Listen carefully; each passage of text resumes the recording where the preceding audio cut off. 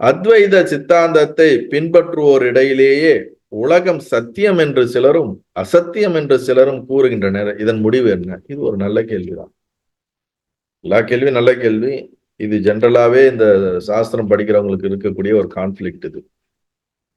அத்வைத சித்தாந்தத்தை நிறைய பேர் சொல்றாங்க.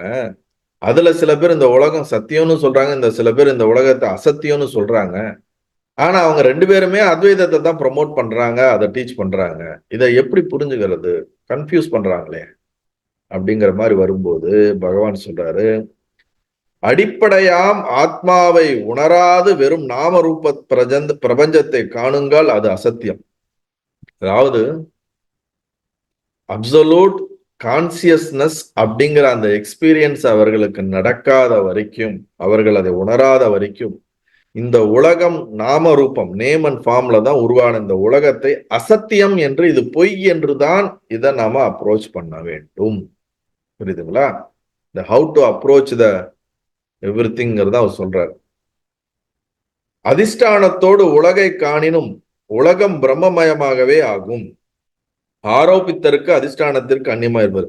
இப்ப ரியலைஸ்டு பர்சனுக்கு எப்படி இருக்கும்னா, அவனை பொறுத்த வரைக்கும் இந்த நாமரூபம், இந்த உலகம் இருக்கிறதுக்கு காரணமே ஆத்மான்ற அந்த அதிஷ்டானம், அந்த பேஸ் இல்லாட்டினா இது வராது.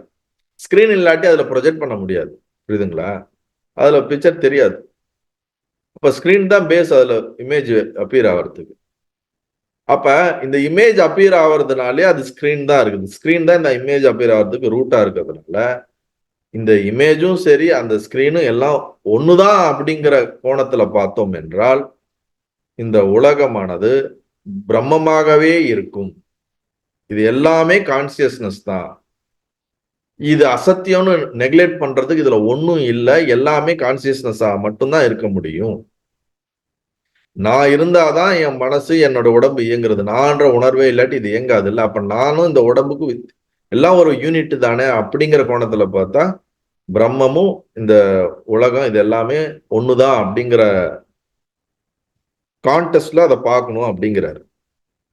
ஆரோபித்ததற்கு அதிஷ்டானத்திற்கு அந்நியமா இருப்பதில்லை. இதை எப்படி புரிஞ்சுக்கணும்னா, பகவான் எங்கும் நிறைந்திருக்கிறார், தூணிலும் துரும்பிலும் எல்லா விஷயத்திலும் உள்ள இருக்கிறாருனாலும் ஆமா இருக்கிறாரு. இது எல்லாமே மித்யா. இதை ஒதுக்கிட்டு பரமாத்மா கான்சியஸ் ரூபமாக இருக்கிறாருனால அதுவும் சத்தியம். நீங்க எந்த டைமென்ஷன்ல எந்த உணர்வுல இருந்து இதை பாக்குறீங்கிறத பொறுத்து இருக்கு. If you realised only every thing பிரம்மங்கிறது அனுபவ ரீதியான உணர்வு.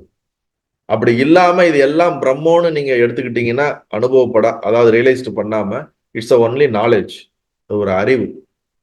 அது எல்லா நேரத்திலையும் உங்களுக்கு முழுமையா இருக்காது. சில நேரத்துல உங்களுக்கு எமோஷனல் இன்பேலன்ஸ் ஆகும்போது அதை ஏத்துக்க மாட்டீங்க, சில நேரத்துல ஏத்துக்குவீங்க. ஆனா ஒரு ஞானிக்கு அப்படி இல்லை. எப்பயுமே இது எல்லாம் ஒண்ணுதான், அவனுக்கு எல்லாமே கான்சியஸ்ன்னு இருக்கும். இப்ப நான் ரியலைஸ்டே அவ்வளவு அஞ்ஞானி அப்படின்னா இது எல்லாமே பொய், மாயை, மித்யா அப்படிங்கிற அப்ரோச் நல்லது.